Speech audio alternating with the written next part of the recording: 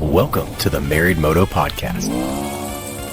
What's up, everybody? This is our first ever episode of Married Moto Podcast. And we are so excited that you're with us today. My name is Clifford, and this is my wife, Emily. And we're going to jump right into it. What an amazing first round of Pro Motocross that we had this past weekend. It was crazy. So good. We got a couple questions that maybe you can help us answer, but we're going to try to answer it today.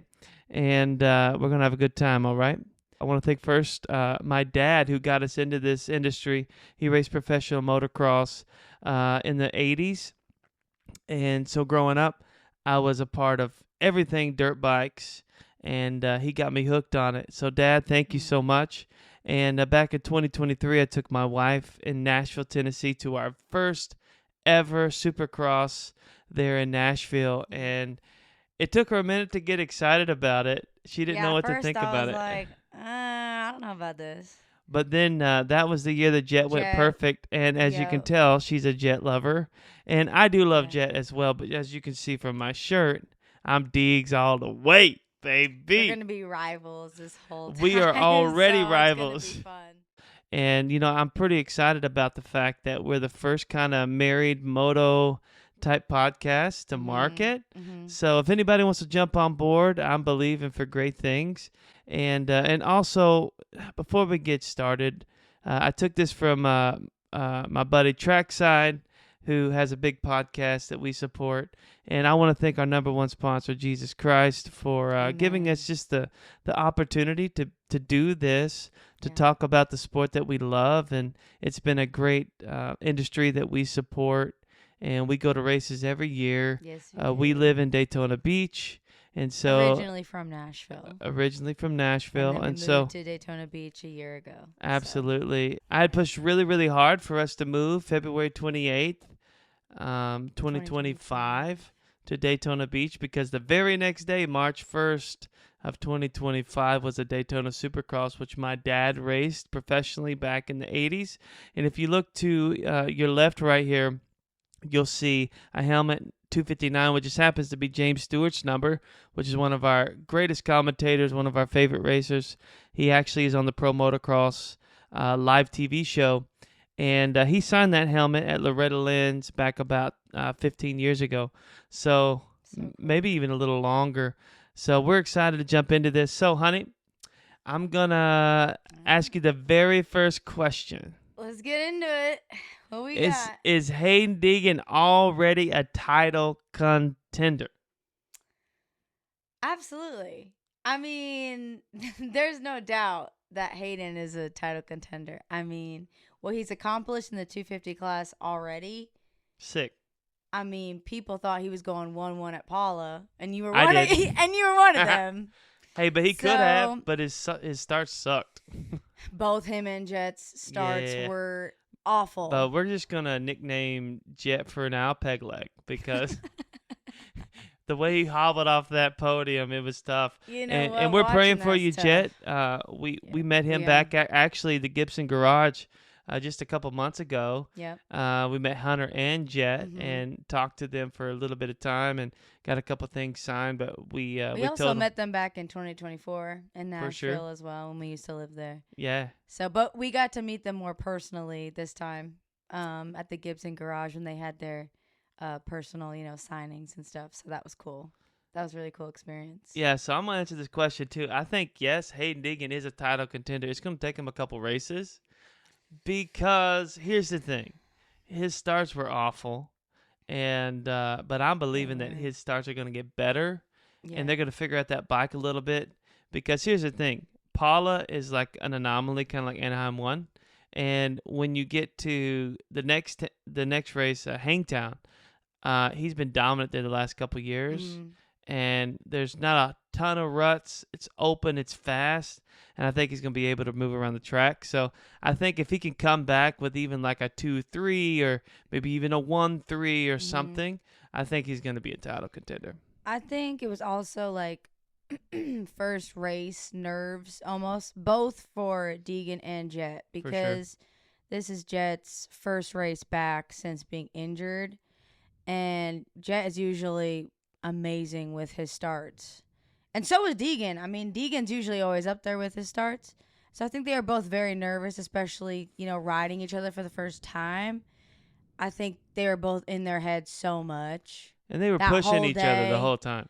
The whole time. Deegan didn't want to let Jett get away, and then when Deegan passed Jett didn't want Haiden to get away. Absolutely. Because, R.I.P. Jett on Deegan's shirts, and he's that shirt, man. He's I don't know what to say about that. He's casting so much shade on Dylan's music. See, we're musicians and musicians from Nashville, and so like we respect the music game as well.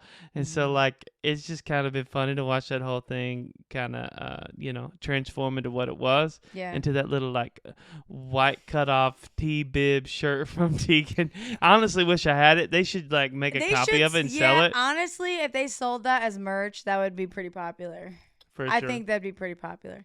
But I know we're kind of going off track of the first question, but I also think too, like, no matter what you think about Deegan, is that even if you think, oh, it's immature and stuff, like, strategic. People love that stuff. Like, it makes the sport so fun. Like, even if you think, okay, that's dumb, like, yeah, I may have thought that was a little stupid, but like, he's the only thing that's making the sport a little bit more exciting right now. For sure. You know what I mean? I mean, so, honestly, I'd be throwing hands, but hey, it is what it is. Yeah. Jett's not like that.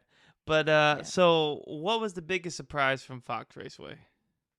The biggest surprise. I'm gonna be honest, y'all. Like, the 250 class is kind of a snooze fest. I know it's interesting, but like nobody's consistent. It's like whatever. So like this is almost tough. gonna be a 450 pod cast until like the 250 class gets it together. Like, this is kind of a no holds barred podcast. So we're gonna just kind of stick to the 450s for a little bit.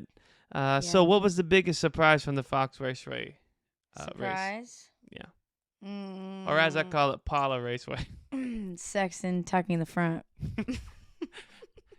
To me, that's not a surprise. Okay, we know. It's not a surprise because it happens every race. We know that was a joke because obviously. I was just waiting for James Stewart on the podcast to be like, just tuck the front, kid. Just tuck the front. He says it all the time. Jeez. Yeah, no, that was a little joke, but I think biggest surprise. Yeah, what's your biggest? My biggest surprise probably from Paula was just how far. Like, here's the thing, Jett Lawrence, he's better than 99% of people on his worst day.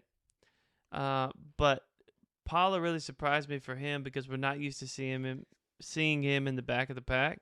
Yeah. We're not used to seeing him having to fight forward, getting pass back. I mean, really, the only person all day that passed him and that he passed back was Deegan. So, like, that says something for Deegan and where he's at in his kind of journey in the 450 class.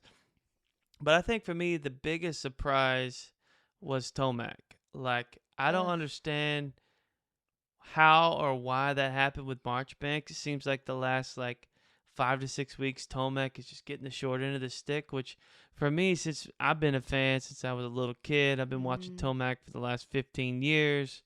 I remember when he went, his debut, he went got first overall. Yeah. Like, for me, it was Tomac. Watching him go out like that, it's really kind of disappointing and such a surprise because he's so good. Sure. He's so calculated all the time, even though he bulldogs the bike a little bit like Deegan.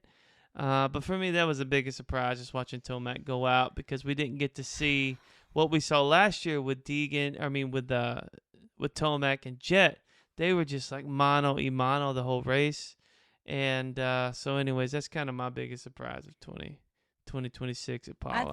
I think it's a surprise for everyone, especially how well he was doing in Supercross this year. He was probably the best we've ever seen him. It was surprising how well he adapted to the KTM. The first 5 races of the year. It was oh my gosh, this is the best we've ever seen Tomac. And then towards the end of the season, something happened to him. There were rumors that he got sick or, the bike just, there were problems with the bikes. The vid. We don't know for sure. It wasn't confirmed. He never said anything. And then, he came back and just had these weird like racing incidents, and so that was like really tough to see. Like I feel like everyone's always rooting for Tomac. No matter what, like he's just a legend in the sport, and no matter if you really support him or not, like everyone's rooting for Tomac in some type of way. For and sure. so that was like a really big surprise because everyone was really excited to see him back for this motocross season and see how he was gonna do. With the KTM, it's his first year outdoors on the KTM, so we're praying for him. Hopefully that the injury's not too bad and he's gonna come back for the rest of the season. For sure. Well, moving on here, bold championship prediction. This is such a tough question. I feel like we can't answer it so early because, going in, obviously, I want Jett, to win the title. Yeah, but you do. and he's even if though that he's injured, like right now he's at like 80% and he's still doing amazing. Like He's on the fact that he went third overall and that's the worst he's ever done in his 450 career At Paula. Okay, at Paula. Yes. Sure. He's been perfect. He's been perfect. He's led like 90% Paula. of the laps at Paula since he turned pro. On the 450. It's wild. That's a really, really cool thing. So, obviously, I'm rooting for Jett, but realistically, I feel like Hunter's got this. I feel like Hunter is going to be very consistent. He may not win every overall, but I think Hunter's going to be very consistent this summer. I think he's got a really good chance. And, Prado also, too. I'm not a big, fan of Prado, but he's very talented. And I do think he's got a really good chance. But I can't count out Deegan either. So, like, I can't name one rider that's going to take this title. What do you think? For me, the championship starts next weekend. Okay. At Hangtown. Okay. Because now we know everybody kind of stacks up. It was Deegan's first race, so he had some nerves. He had just kind of dealing with Jett. And, like, even though he was focused on the front, he was focused on Jett. Like, that's what he wanted. Yeah. Hashtag RIP Jett. But for me, my bold prediction for this, honestly, is Deegan wins the title. And that is a bold prediction. And I think he will. I actually think he can. But he's got to show up this next weekend because here's the thing. He's 15 points back, and they're going to figure out some things this week. Number one, for sure, his bike is kind of hindering him a little bit. But Paula is such an abnormal track. And the way the ruts develop, the way the track is kind of like man-made, not naturally made. When they go to Hangtown, though, there's a lot of hills. There's a lot of like natural ways the track develops. Mm-hmm. But like we watched the race last night of Hangtown last year, and Deegan just kind of made a fool of the 250 class. Yeah. He started like top 5 and just kind of made his way through. But Deegan's got to get to start, and I think this week they're going to fixate on the starts. Yeah. So this next weekend, they're going to have the start map correct on the 450. And because here's the thing people aren't talking about. He is the lightest probably of anybody on the gate right now. He's probably $150 soaking wet, and he's like 5'8", 5'9". I'm not exactly sure, but he's the lightest out there. So if he can get a good start, and he actually had the whole shot. You talking like weight wise? Right. I feel like Hunter's a grown man. He's 27 years old. Deegan's 20. He's turning 27 this summer. And like he's got his man weight. I feel like Deegan's got more muscle on him compared to Hunter. He's not muscle. But he's shorter. Deegan's shorter. Right. So with the 450, if you look at somebody like Ricky Carmichael versus somebody like Chad Reed, Ricky Carmichael was way shorter than Chad Reed. Mm-hmm. So like the weight distribution was different. So for me with Deegan, like if he can get a great start, he had the whole shot this past weekend, but like he said on one of the interviews, he was like, I literally just like looked around, saw nobody, and I just kind of got excited and put the front down too quick. And the way that they ripped the start specifically, but the whole track, his front tire just kind of dug in. He got a little excited, and then he ended up like 25th or 20th the first moto, 15th to 18th second moto. So that's kind of what held him back a little bit. But for me, with Deegan, if he comes out here and he wins the overall this next weekend, he's in it. Because Jett doesn't have what he used to have, at least the last couple years. When he went perfect, he was perfectly healthy. This particular injury, I mean, we watched him. He limped off the podium. So, like, when that happens, was really like, tough to see. I hate that. And just so everybody's kind of like thinking about it, the motocross, supercross kind of industry, and I've seen so many people in podcasts talk about it, interviews, videos, whatever. Like, it is one of the most secretive industries for injuries. Yeah, they're not very open about. So just think what about it. happens to them. Jett is open about it. So, which I love that. I do, I love but here's that. why they're private about it. This is the one sport where you can bump and bang and actually hit somebody's limbs, arms, legs, doesn't matter. Right, Like, and it's not. You take somebody issue. who's willing, like a Barsha or a Deegan or a Ferrandis or anybody who's willing to just bar bang. If they run in there on Jett, they know his legs hurt. And all it takes right now is That's one. That's just straight up evil at that point. Maybe so, but that's why people don't talk about it. That's why people don't talk about their injuries. But everyone already knew. I mean, he can't hide his limp. He can't hide what's going on with him. That's why I feel like he's so open about it, because he just almost can't hide it. And maybe so. Maybe. You know what? I'm gonna be open about it and still almost. He didn't dominate, obviously, but still be better than most of the class and have one leg. And here's the thing: most people that are professional racers, which we had like 15 guys on the gate this past weekend that were past champions 250 or 450 class. So maybe those guys. I mean, think about it. Colt Nichols got 20th or something like that, and he won a 250 title. So, like, all the way up there, the ranks, there's professionals that have won at the highest level, won championships. And so they're looking at Jett, and because he's always raced them clean, he don't talk a whole lot, they're going to race him a little bit better.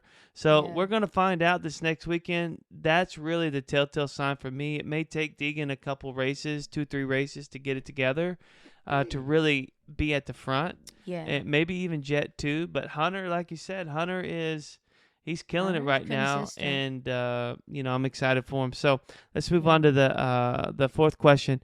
Most underrated rider after round one. Underrated? I would say Prado, only because obviously the hate he got last year when he came to America. Oh, y'all hated Prado last year. I mean, I was one of them. I mean, everyone had such high expectations for him, and the way he was performing was just really shocking for everyone. And he complained about the bike, and no one really believed him until Sexton got on Cowie, and people were like, well, maybe that's the truth, because they almost traded places. They did trade places. For sure. And I think that him being on a KTM, which is his native team back in Spain, from Europe, I think that he's underrated a little bit. I think people did not really expect him to go out and go second overall. They probably expect him to be a top 5 guy for sure, but to go second overall, I mean, he was behind Hunter for half of the motos, both motos, and Hunter 5-6 seconds. Hunter pulled it on him, which really proud of Hunter for that. But we're gonna find out at Hangtown. Prado's gonna be some good competition this summer. I'm excited to see it. Well, here's the thing with Prado. He spent the last few weeks at Paula riding, testing. Smart. So, like, it is smart, even though it's a completely different track than it would normally be on any given day for the pro ride, because they till it 6 to 8 inch deeper. The ruts form differently, but he was there. So if he comes out of Hangtown, I wouldn't be surprised if he got a 10-8, because he had so much time on the track. So he was preparing a lot at this one track. Yeah. So if he that comes makes down to sense. Hangtown, he gets a 10-8, wouldn't be surprised. If he Yeah. come out and went 1-2 or 2-1, wouldn't be surprised either. For We're gonna sure. find out. I mean, he's a dog. He won 2 MXGP titles back to back, I think. So, he's great. I mean, honestly, this past weekend the Europeans smashed the Americans because, I mean, we went Hunter, Jorge, Jett. They're all from a whole different continent than the American riders. I mean, the closest one was Justin Cooper, and he's from New York, where you're from. And he was 4th, and Deegan got 5th overall, which... We had an argument about that because you thought that Deegan went 4th overall, but I was trying to tell him... Well, it doesn't make a lot of sense. Like It 3-6 over a 5-4, 4th place. Because Justin better. Cooper scored more points. No, they scored the same amount of points, No, 9 points. they didn't. They don't score by placement points. They score by... So they're not... That's not true. No, it is true. 3rd and 6th. So you're going by placement points as in 549 and 639. Not Olympic scoring in this They're going capacity. by... That makes sense. You're right. Right. They're not going by SMX. See, she does know a little something about motocross, Supercross. I try. Um, Anyways, yeah. Justin Cooper went 4th overall. Last minute. because he got 3rd, he had 2 extra points. And then he was 8th in the second moto and then made 2 passes and he went 6th. For sure. So All I that, wanna that say- bumped him up to 4th overall. All I want to say Right. is Chase Sexton was trying to get Deegan at the end of the second moto. If he wouldn't and- have tucked the front, then maybe he would have done better. Maybe And he so, had but to- he tucked the front before even Jett passed him, so it doesn't even No, matter. it was like it was a long... early on. It was, yeah. It He was had early every on, opportunity to get up there. And then, like, Haiden or last Jett. minute, he Yeah. kind of put it on. And I know he was so upset with himself because Deegan beat him in both motos. And here's the thing. I But love it's all like- riders. Let me just say that. I love all riders. Absolutely. We have respect for but every I rider on grew the up- track. I For grew sure. up with Ricky Carmichael racing a number 4 Green Machine. Mm. And all I want to say is it don't look nowhere near what Ricky Carmichael looked like. And you don't It's know what really that looks tough. like, but yeah, I it's don't. different. I did not.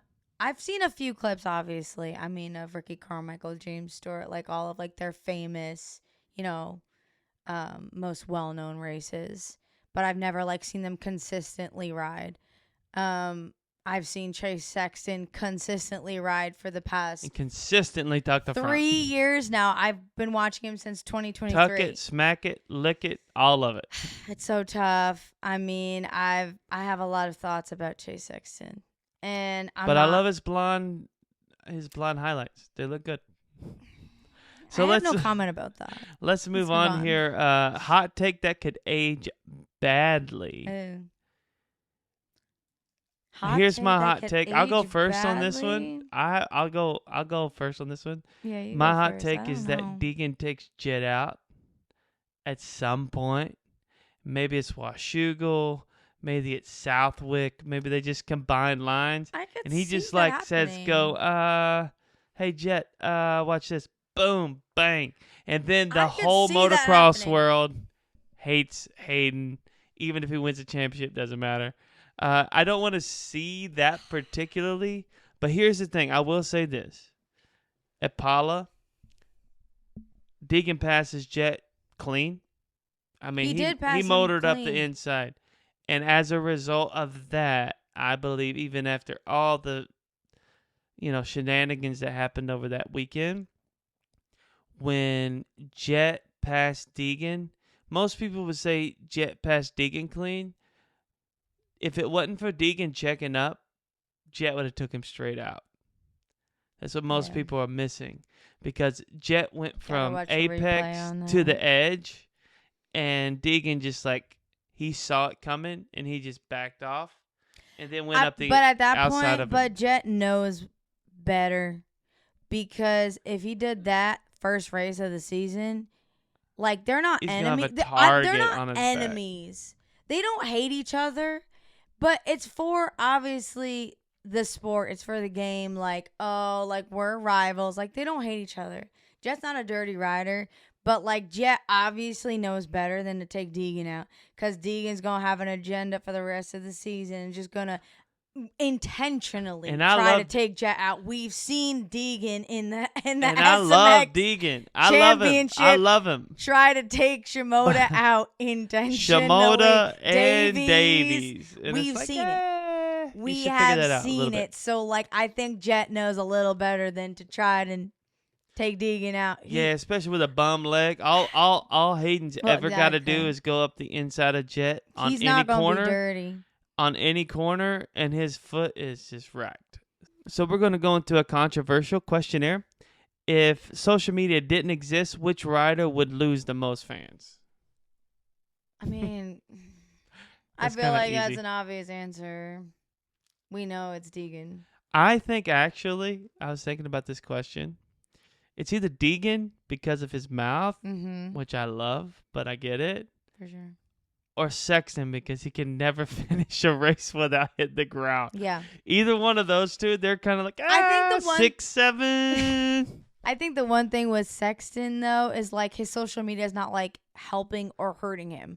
Like Sexton could crash every race. He just disappears. He just He just disappears, or he'll Love just you, be Sexton, but he'll like, just be come on, bro. No, he'll post on social media. He'll be like, you know what, wasn't my best race, but like we're gonna come back next weekend. And then then everyone's like, doesn't we post for love 2 you, months. we love you, and we're rooting for you. Like we know you got this. So like I But don't do think we? it's really like helping him or hurting him. But I here's think the thing. Deegan. I don't know though. Like honestly, like I feel like even Depends Deegan with on- or without social media, like people are gonna hate him, like or Hey, but love Deegs, him. look, He's Deegs, danger supporting. zone. He loves Deegs. All right, so last question of the night to end our first ever podcast. Honey, this has been great. This is Love you so fun. much. I love you too. Give your most ridiculous prediction right now that could make you look like a genius or a complete idiot by the end of the 2026 Pro Motocross season. Honestly, I feel like right now in this moment, this could sound ridiculous because a lot of people are doubting him. I feel like Jett could win the championship. That could be my ridiculous take. I mean, there are so many healthy guys on the track. We have a lot of contenders for the title. And, you know, Jett's not 100% right now. But, you know, low key, I feel like he could win this title. We've seen what Jett can do on a bike. It depends. He's amazing. It depends how pissed off he gets, to be honest. I mean, I feel like with Deegan in the class, he can could get pissed off really fast. pissed off. Especially with him coming at his girlfriend like that. He's got a little bit of a motive. So that's my ridiculous take. Jett wins this championship this year. For me, this is what it is. Deegan sucks at nothing because, honestly, I love Deegs. But for me, I don't even think it's really that ridiculous. But I think it's a tad bit of a stretch depending on how the next few rounds go. Deegan wins the championship. Da-da-da-da. We shall see. We shall see. And I know. think the I next know. couple rounds will define how that looks for him. If he goes Yeah. out this next weekend, gets second overall, third overall, first overall, doesn't matter, over the Mhm. next 2 or 3 weeks, I think he's got a real shot. But we're going to find out. But I hope he does because what a story that would be. It's almost as crazy of a story as Roxon winning the championship. It's a little different, obviously. Yeah. Not as much highs and lows, but I would love to see it. And I think it'd be great for the sport. But I don't disagree. I think that's a wild take. I think he's got a chance. I'm not counting him out. So well, we're we'll going to see find how out the this season next goes. weekend at Hangtown. Yeah. So once again, thank you so much for joining us. My name is Clifford, and this is my wife. Emily. And welcome to Married Moto Podcast. Thank you so much for tuning in. We'll see you next week for the Hangtown review. And I think it's going to be a crazy race. I think so, I think too. fireworks are about to really pop off. We're excited. So thank you so much. And don't forget Thank to you, like and guys. subscribe. And we'll see you next week. See you next week. Bye, everyone.